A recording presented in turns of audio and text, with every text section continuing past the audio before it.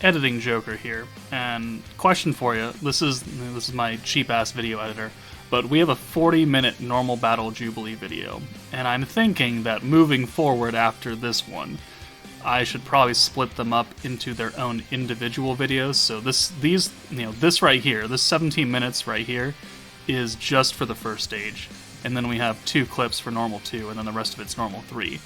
Would you prefer I keep them all together and just use timestamps and have one big video, or would you prefer 3 videos for each, one video for each stage and then one video for the boss battles, or 2 videos for the boss battle stages? Let me know. I'm not going to do it for this one because I don't have time to fix everything, but let me know. If, the general consensus is I want separate videos that are shorter and more digestible, totally fine, just keep me informed. And if you do want the longer format and just timestamps because it's easy and it's all in one location, that also works. Let me know, but let's get started with today's video. Good morning, everyone, it's Joker, and today we are back with another slime video, and everyone's favorite event has yet again returned, Jubilee 26, another turn limit boss battle. And I'm going to be upfront about this. I apologize for, I would say, the quality of team building. I'm really trying to get these Jubilee videos pushed out before I leave on Wednesday at like 4 in the morning.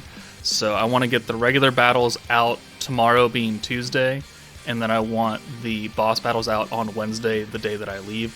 So I'm kind of rushing through this. I'm not really caring about my final score too much as long as I get the top 1.1%. I'll be happy because I'm not really going to have a lot of time to do this when I'm traveling.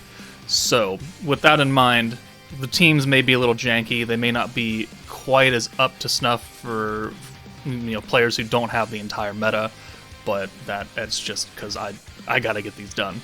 So, let's lead off with the other disclaimers, is that your scores will vary, your boxes will vary. They're not always going to be like mine. So you'll just have to kind of take these teams and mix and match as you can to get the best value out of them. I can give you the strategy, but you've got to use the units that you have personally. So not every team is going to work for everybody. The second disclaimer is that the units up here are going to be the ones that give you protection gauge turn 1. So that's how I start, with half a protection gauge. Also, for the first time, I'm going to be adding in the characters that give you skill points on turn 1 as well, because we do use that a few times in these fights. And then the third disclaimer is, please don't forget to optimize your magic buildings in town to get the best power buffs for whatever team you happen to be using as your DPS.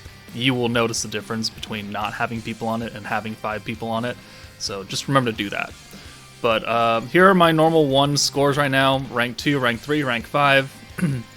I'm pretty sure there's like a few bots in here. Yeah, there's 2 bots on some of these, so don't really be too concerned about that.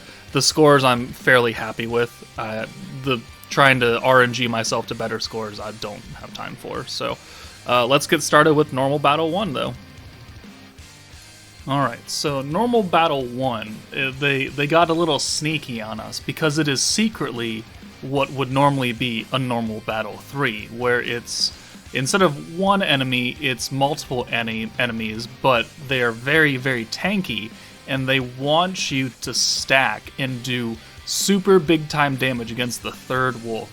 So they all have guard, they all have defense, you're meant to use the light stacking team, as I have built here, to do maximum damage and go for 6 turns. Just 6 turns, and then you nuke with Raphael with all the buffs active, and you do the damage cap. So very little team building, but also very few other ways to do this stage. And the fact that it's 3 separate units means that bringing Diablo as your protector is actually not ideal, because while he does stack his skill points and everything, all the alt damage resistance down, leaves once one of the wolves die. So when you get to the very end on the 3rd wolf, you only have like 2 stacks on the wolf technically, because the other 4 stacks have been put on the other 2 units that are already dead. So Diablo, not a good protector for this stage. If you don't have Shuna, if you don't have the light 2.0 or 3.0 team, normal 1 is going to be just a nightmare for you. So just, accept that. But this is the team I used. Milim has the steals and the attack buff and light resistance down. The hero has rewind and crit. Raphael is the DPS. Shuna has the orange orb changing and alt buff. And then Lumi has the green orb change and the light buff. And also it is built for a turn 1 Lumi orb change with 2 greens into 2 blues. So let's go ahead and put this up. I have to fast forward a little bit. Right here, I believe. Nope, too far. Too far. Still too far. Okay, so here we go. Turn 1. There's the guard and guard power. So here we're going to bring in Lumi for Milim. Sorry. Lumi for Milim so we can keep her in the back. Use the orb change, and then we're going to send Raphael first because we want to do as little damage as possible because we want to keep these wolves alive as long as possible. I also have taken all of the gear off, or all of the attack gear off my units except for Raphael and his support for Gazel to, just ensure that we don't kill these wolves too quickly. So here we get another pretty lucky hand where we can just use the Lumi orb change and run it. So 2 stacks on this. This buff also ensures that unless we naturally pierce or something, we're not doing any additional damage to the wolves, which means that we can keep them alive. Obviously this one's going to die here, but we do get, 3 stacks of Shuna out of 1 wolf, which is pretty nice. And we're also working on getting an alt for Raphael. So it's pretty straightforward. It's a straightforward 6-turn stacking team. The turn bonus I technically think is turn 5. So if you can do the damage cap on turn 5, then by all means go for it. But most people are going to do turn 6. Here we get, again, pretty lucky. So we've got enough points to use the rewind, the Lumi orb change, and then for the first time we can use the Shuna orb change, which will give us quite a bit more blue gauge because of the rewind, even with a full hand of blues here, we would have capped out anyways. But it does give us an additional turn. And again, we're always sending the light units early so we can do less damage, but unfortunately, we do kill the wolf there. So I think we may have hit a couple turns where he didn't guard or something. But the rewind kicks in, it is still turn 3. We now have a Raphael alt plus 2 more stacks of Shuna plus full points. So we're going to go ahead and use this. And now, if I want to have all the buffs, we kind of have to use the light Lumi buff early. Just because that 80-point skill is very expensive. If you get lucky, you might be able to swing it. But for most people, you're just going to want to use it, get Raphael's alt as quick as possible, and then send him to the back and save him, because he doesn't have the orb changing. He doesn't need to be up front unless you're stacking up. So we're just going to send these, get some points, and not send really any Raphael or light orbs that can potentially hurt. So here we have 244 points, and there's a poison attack coming, so we're going to use the light buff here, and then we're going to swap out both Lumi and Raphael, so no one has the light buff. So it just ensures that we do as little damage as possible. And we also have the points needed to orb change, because we actually got a pretty lucky hand where Raphael can come out, and once that alt swaps in that blue Shuna, the only 2 orbs that are need to be changed are Shuna orbs, which means we can use the cheap Milim orb change, or we can do this.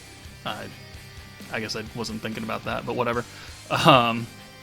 Sure, I guess that works. But we're still going to swap out Lumi. So, I mean, realistically, we didn't bring Milim in because I needed to swap Lumi out because she had the light buff, and that would have probably killed the wolf had we had her here for 2 or 3 orbs. So this is just lowering it down. So this is turn 5, which is really good, and we have the points necessary. So ideally, turn 5 is where you want to go. If you have to push to turn 6, you certainly can if you didn't get lucky or you need a few more points. But here, we're going to use that. We've already used the alt buff from Shuna, so she's already out. And we're just going to nuke. He cannot survive anything from anybody as far as a normal orb. He just doesn't have it. So we don't need Lumi up here. We've already used the light buff. We'll use the final stack of Shuna plus the, I think the crit damage increase. Yeah, charm. And then we're just going to send Raphael and do 1.2 million damage.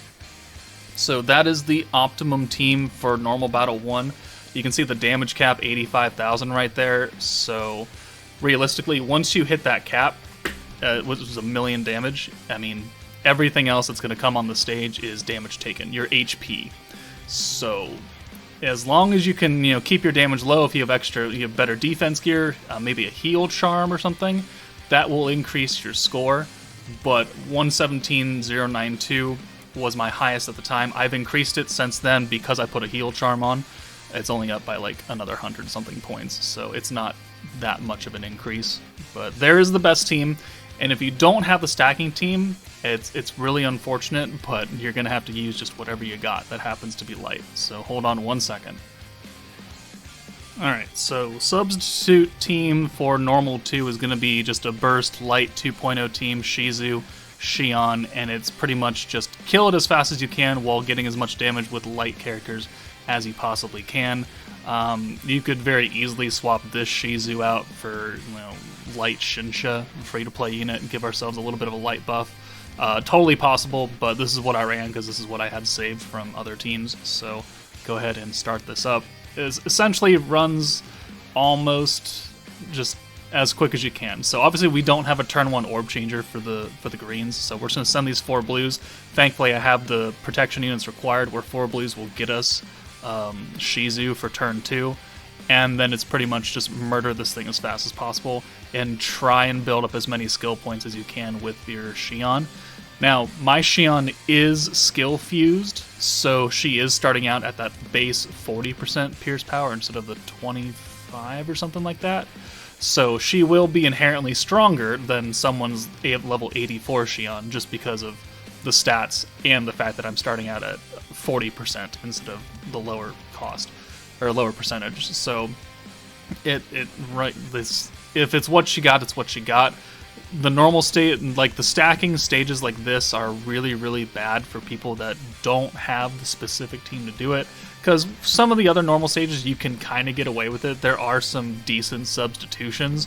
But for these kinds of specific normal battles where you have to stack for 6 turns, you need the specific team. You need the specific protector. And if you don't have it, then you're kind of SOL. So in that case, use what you got.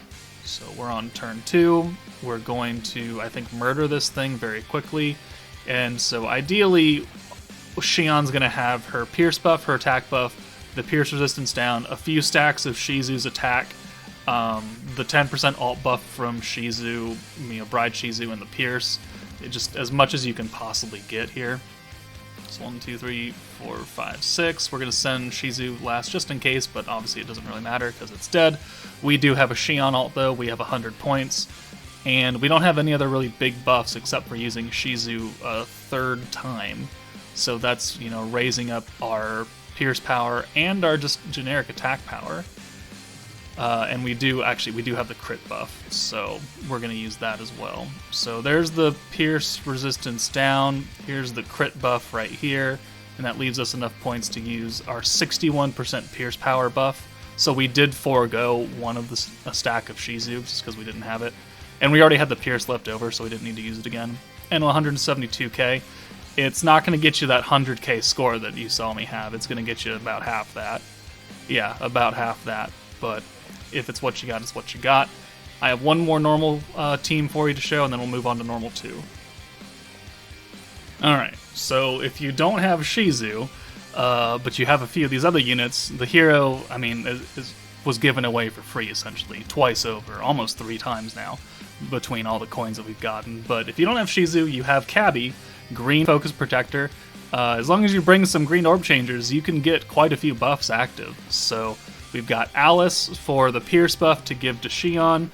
We've got the free-to-play Triad with her, goddess of green orb changing. We've got the hero, and then we've got an alt buff with Shuna.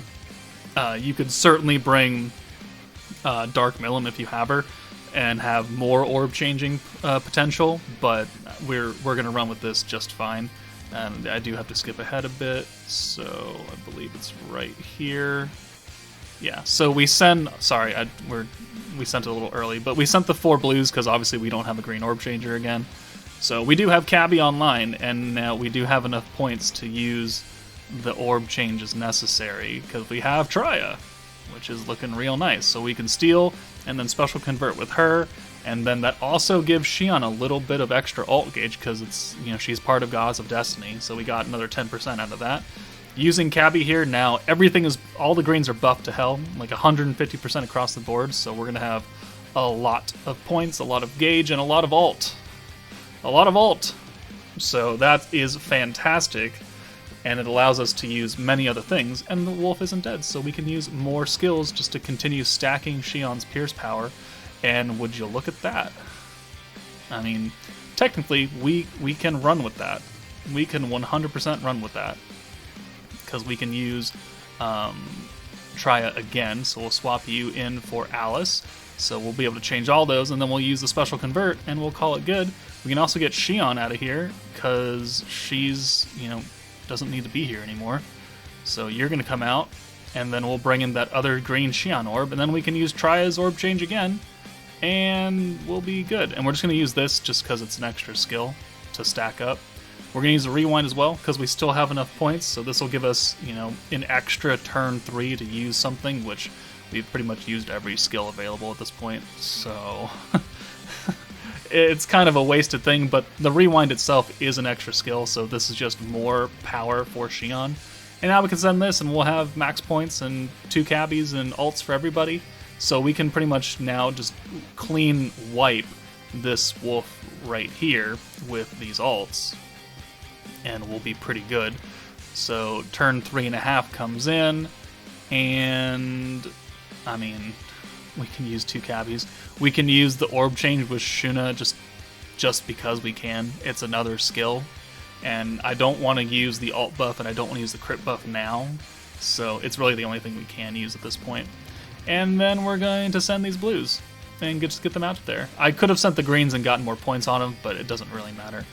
But now we have triple ults here, and I don't care about this wolf. We have a Shion ult. We have all the points necessary to nuke, so we're just going to send all of this and wipe him off the face of the earth. And then we'll move on to the third wolf on turn 5, and then we'll nuke it with the Pierce buff, the crit buff, and the ult buff, and then the Shion buffs. And that'll be the end of it. And, I mean, you got to use a Jang team if you don't have the true meta, so there is the crit, the ult, the attack, and Pierce buff, and we have so many points left over. It doesn't matter, though, because he's not going to live really too much of anything. Oh, we do need the Pierce buff as well, but we'll just put that on. Water resistance doesn't matter. We're going to send a couple hero orbs. I could have sent more, but I went with 3 just in case. I wasn't sure how strong they were, but obviously, yeah, we could have sent probably the entire hand. And then 136.3 with Shion. Sure, whatever. It's definitely not a million, right? So that gets us 44.5, which is actually less points than what the other team gave us. So whatever works, right? But that is the teams for Normal 1. Let's move on to Normal 2. Alright, so for Normal 2, you do have some options, right? Some options. Not a lot, but some. So for this team, my highest scoring team so far, it's currently rank 2 because there's a bot. I've got Toa, I've got Fire Shizu, we've got free-to-play Aaron, we've got Space Carrion, the hero, and then Velzard for her AoE. So we're going to go just full-on Velzard AoE, wipe all 3 of the enemies. People are wondering why I'm not bringing Fire Benimaru for the orb change, and that's because I don't want to deal with his burn, because that is just additional damage that I don't want to have happen, because the first couple times I did it, I used Benimaru, and the burn ended up killing the enemy that I wanted to leave at very low health, so we're just eliminating that, and we're bringing free-to-play Aaron. So more accessible, and also it's actually better strategy in terms of, you know, in terms of what I thought. So, turn 1 orb change is built for Aaron, and then we're just going to try and get an ult with Velzard, use her attack and ult damage buff, use the crit and crit down, the crit damage with Carrion, and then the fire attack buff and the AoE debuff with Shizu. So everyone here has a very specific, important purpose. So let's go ahead and put this video up.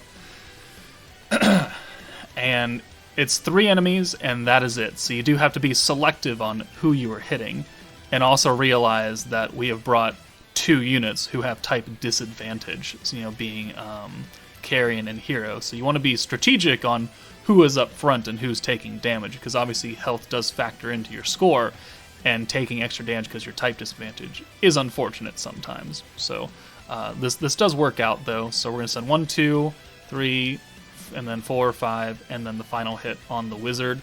Normally, what I found is that when I'm trying to lower the wizard's health down with the old Fire Benimaru, or the orb-changing Fire Benimaru, is that it would die from the burn by the time we got to turn 3, and that's really not what I want. So here we go. Thankfully, Velzard, even if we get unlucky with orbs, like here, we can steal some of them, and they'll be just fine. So we're going to put the AoE debuff on with Shizu because it lasts for 2 turns. We're going to steal these orbs with Velzard to give us 3 of them, which guarantees that we're going to get her ult. And then we're going to bring the hero in for Aaron, and then we're going to rewind, just to ensure that we have the points, we have the ult gauge, we have the Toa necessary to use the extra big-time buffs. So here, again, being selective with who we hit with Velzard, she is the strongest unit, and again, I have taken off the attack gear on everybody minus Velzard, just so we make sure that we do as little damage as possible, except with our big-time nuker. Players that don't have level 100 units across the board, you can probably get away with having the attack gear, especially if your Velzard's only like 80 or something like that. Here, we get, I guess I would consider that lucky. So we're just going to leave Velzard up front, because I don't want to use her attack skill now, because she has that ult damage attached to it, and that will go away. I can't hold that. So we're going to leave her up front, we're going to send these 5 Shizus and lower their health down as much as possible, which actually works out fairly well, and this is also the reason why I took the attack gear off her. So here, okay, we're not taking that much more damage on Hero than the others, but, damage is damage. So we're going to use the fire buff, we're going to use the personal buff for Velzard, and we have another Toa, which is going to give us another 40 points, which gives us enough to use the hero's crit, or not the hero's crit, but the hero's crit. And then also leaves us 15 points, exactly 15, to use the extra crit damage that will capitalize on everything that we've done so far. So this is a very wanked out Velzard right here. Swapping in Aaron, doesn't really matter, because everyone's going to die. But we're going to send the 1 Aaron orb just because she's super weak, just to try and lower him down in a red, which works, I guess. And then 120 and then 124 on the mage, because his resistance is different. And that gets me my current top score, well, not top, but best score of 47-1. If you don't have Carrion, it's fine. You're going to do about 120k is what I think I did. Or 115 normally, I think. So we got an extra 5,000 damage on people for having that extra crit damage, which kind of, math doesn't work right, but I'm not a genius. So that is my number 1 team. Let's move on to the substitute team. Alright, in the event you don't have anybody from Fire 2.0, no Velzard, no Violet. I mean, I'm using Violet as a sub, but don't worry about that. And you have a bunch of free characters and older characters, then you can certainly use this. And actually, your score doesn't drop down all that much. So we've got Earth Hakuro, because he's doing essentially the same thing that Toa is. We've got Aaron again for the turn 1 orb change. We've got Shuna for the alt buff and the blue orb change. We've got the hero again for rewind and crits. We've got the OG Fire Benimaru, because his first skill does give him a 30% attack buff, which, does help our damage, and he's AoE. And then we have free-to-play Water Rimuru for more blue orb changing, because on turn 2, I want full 6 of blues, that way we can get, double Hakuro and ensure that we can use the alt buff and the crit buff with Benimaru's buff. So that's what I'm using here. Let's go ahead and load this up. So turn 1, orb change again. I think people actually have attack gear on, but I might be mistaken. Benimaru definitely does, because he's our DPS. So we only have 1 space unit now, which is nice, but because this team is very much weaker, okay, they don't have attack gear on, because they're so much weaker, I'm fine with spreading the damage a little less and making sure that we can get them low enough. So hit, and then a hit. Unfortunate that's on the hero, but whatever. So here we go. We have 2 Benimaru orbs, so let's rewind here. and ensure, because we can use the rewind, we can use the orb change, and then we can use Water Rimaru's orb change, and that will ensure that we can get lots of Hakuro, so we can ensure that we can get Benimaru's ult and have another Hakuro left over to use the big time buffs. So we're going to spread the damage out again, and then we're going to send all of this on the middle guy now. So 1, 2, 3, 4, 5, and then the 200% orb goes on the middle mage. And then the rewind will kick in. We pierce there, which is lucky.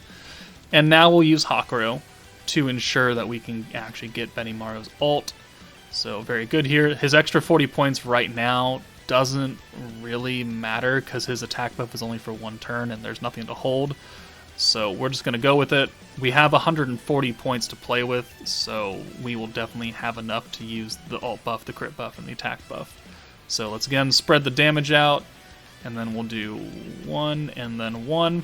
We're not going to get them quite as low as I would like, but yeah, we were playing it a little bit too safe, I guess. So maybe put your attack gear on if this is the team you have to run, because we've got 2 free-to-play units, we've got a type disadvantage unit, and then Water Shuna is not, the biggest DPS unit in the world. So there is the personal attack buff, there's the ult buff, and then we'll bring the hero in for her crit buff, and then we're just gonna nuke with fire Benimaru, and whatever score we get is what we get. Remember that our top score for the last team was about 47,000 points, right? So once we nuke with this Benimaru, I'm not gonna bother sending any other orbs because he's gonna murder them. 50k, 47, 50k, so like half the damage, if not even less than that. But our score actually ends up only being about 7k less, right? 47.1 or something versus 40.9. It's actually not that bad for being mostly very old units. So it's a viable team. It's not top tier, but it is viable to get you in the 40ks. So that's a pretty good substitute. I couldn't really think of anything else. You could certainly bring with like the better team. You could try and bring Violet for her single target, but I seriously think she's too strong, and she's gonna murder everything before you can even nuke. So might go against that. But let me know. But let's move on to normal 3. Alright, and the final normal battle is using a water team, however not a water protector for maximum damage. So for here, we're bringing Water Rimaru, Orb Change, Raphael for the stun and the pierce and the stun strike and all that, and the ult resistance down. Shion for her damage. Hinata is going to be our DPS unit. She's sealing crit.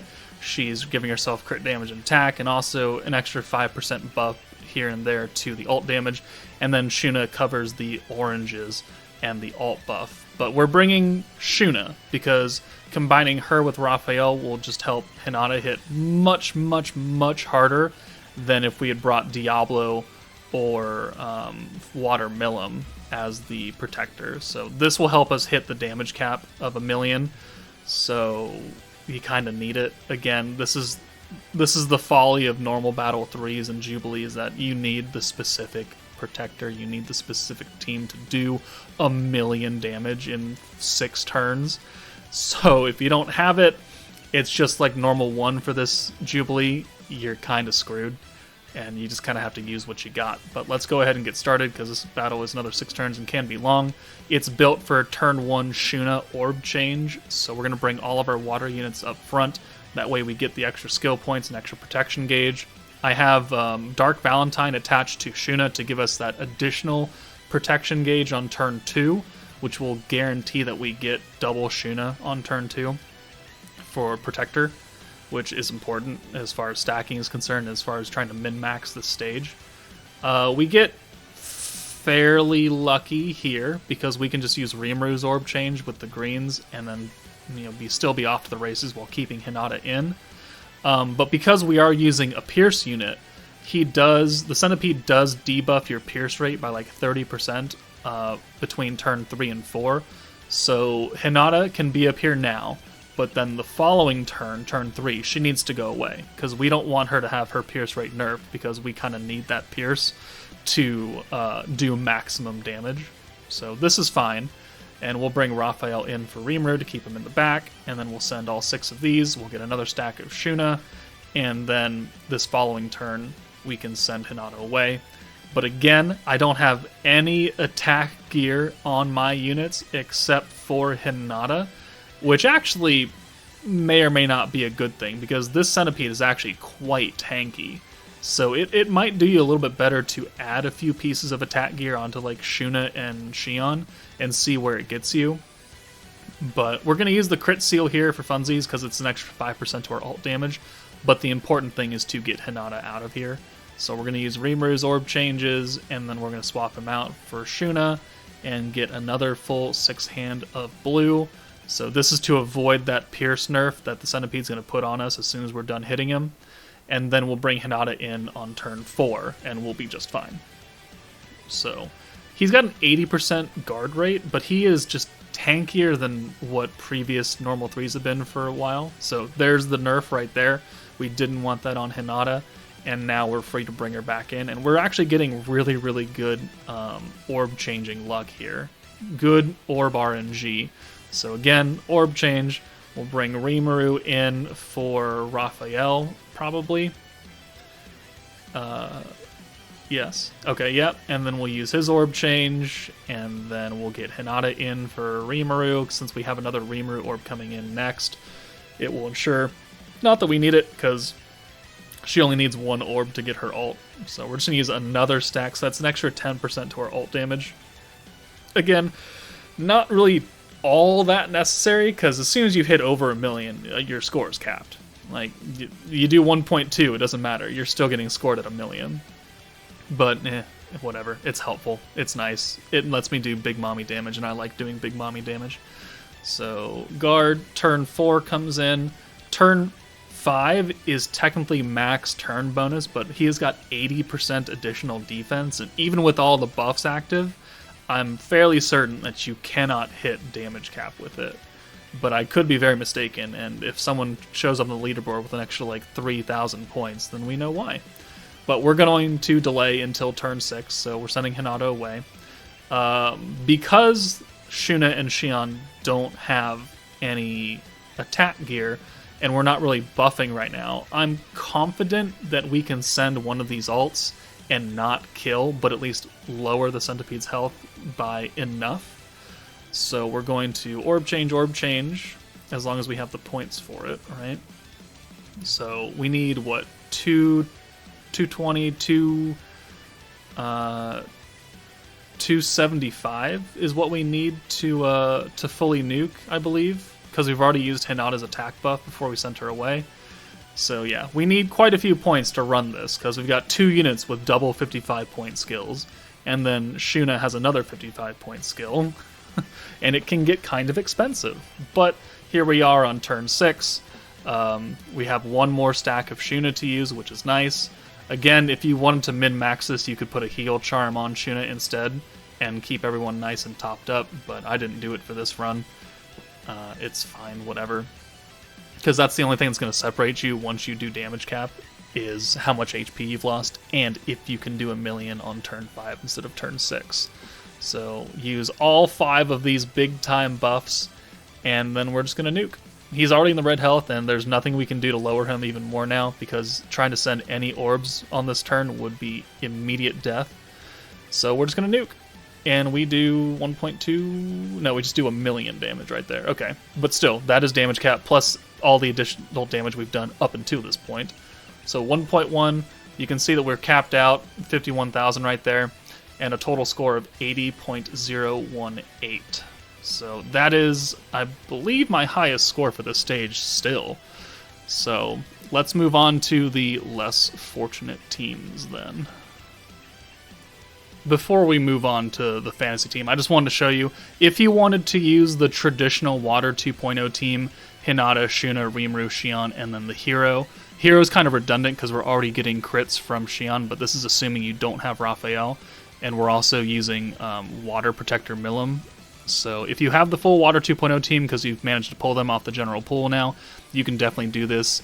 You'll follow the same exact logic as stacking, and we'll go all the way to the end for the nuke right here. And it gets you 417k for final damage, which obviously is not 1 million.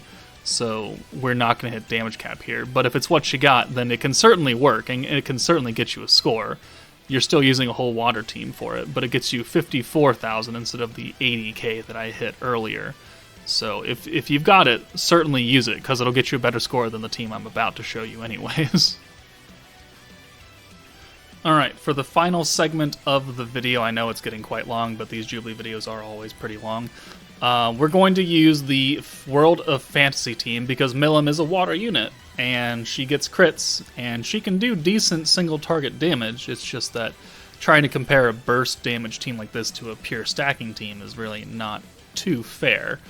But if you have her and you want to use her and you don't have like Water Milim or something, or you don't have, you know, Shuna and Raphael, then again you can try and use this. We've got Frey changing to greens, giving us the crit. Shizu can stack up her attack buff on Milim. Isis for the green buff, the hero for the resistance downs, and also if you somehow get lucky enough to where you get a bunch of Milim orbs, you could attempt to swap out her ult and give her an EX ult. I do not get that here, but you know, RNG is a thing. And then we've got Alice for more orb changing, and also the Pierce buff that we can have holding on Milim later on. So let's go ahead, and I think we have to... yeah. So here, we don't have an orange orb changer here, so we're going to send the 4 blues, and assuming that you can get the protection gauge on turn 2 because you have the protection trio. And essentially you're just going to use as many skills as possible to stack up Milim's crit damage, so that when you actually get to turn 6 for the nuke, you will have enough damage to do so. And if you end up killing early, well, that's totally fine too, because this team already isn't going to get you a big time score. So you can use this as a farming team, you can use this as a let me just get some kind of score kind of team. It really doesn't matter too much if you're down to this level of team building for this specific stage. And I mean that with no like discrimination or condescendingness. Like, if you don't have the team that's meant to be used on the stage, you just have to acknowledge that your score is going to be terrible. Like, I've said that multiple times now, and I mean that with no hatred in my heart. It's just the unfortunate side effect of metas being metas, and summoning versus not summoning, and having the units versus not having the units.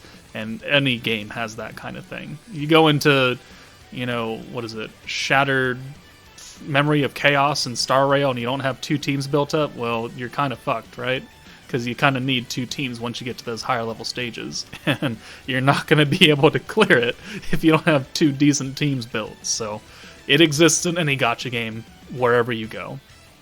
So here we are, just consistently using as many skills and stacking up. That's my second stack with Shizu onto Milim, and then we'll send her first so she does the least amount of damage. Again, all the attack gear is off my units, but we are still getting guaranteed crits, and because it is a fire unit, Frey is amplifying her damage by that 60%, so that definitely isn't helping either, but it is what we have to do. So we have 100 points. We're going to, I believe, just... do we nuke here? Or do I just save it? I think I save it, if I remember correctly. Yeah, so we're going to send Milim away. And then we're going to hold that ult and swap it out. I kind of wanted it to hit the hero, because we were already going to send Milim out, but oh well, it is what it is. We're going to, I believe, send this and pray that we don't kill, which, you know, you could, because again, most everyone is getting crits on this turn, so we're going to send Alice first, and we're going to send Isis last since she doesn't get crits. And it worked out fairly well. We've taken him down into the red health, and now I think we're just going to nuke here, because there's not much else we can do. Well, maybe there is. Hold on. Maybe we push another turn and wait for his defense to go away. But there is no way that we are getting an EX ult with Milim, so just have to come to that realization. Also, because we used the Pierce buff early, we're missing that water resistance down buff. And also, we have the Pierce debuff on Milim. So, no, we're going to nuke now. Okay, so we're going to nuke on turn 5. Maybe not the best idea, but again... oh no, okay, we swapped out again. cool. Alright, we're gonna nuke on turn 6. I don't remember what I did last night. It was like 1 in the morning. Okay, turn 6, all his defenses are gone. The Pierce debuff is still on Milim, so if we don't Pierce, that's why. But obviously we're going to try and do full power here, so we're going to lower the resistance down even more on the Centipede. We've got the Pierce buff, we've got the attack and crit damage buff already. We should have enough for one more stack of the Shizu attack after we use Frey right here to give us crits. And we do. There we go. So 1 point extra. So now we're just going to send Milim. And that's going to do it for today's video, guys. Again, I apologize for the rushed versions of the teams. There are probably a few better substitute teams that you can use, but 220k is not bad for a burst team, right? That we've pushed to turn 6. And that gets us a score of 44-1. So not as good as the pure water stacking team, definitely not as good as the 1 million damage team, but it is something. But let me know your thoughts on this. Let me know if this video helped you guys out. Timestamps are going to be at the bottom. I probably should have said that earlier, but whatever. But yeah, that's it for me. Take it easy. I'm going to record boss battles, and I'm going to go on vacation. So see you guys later.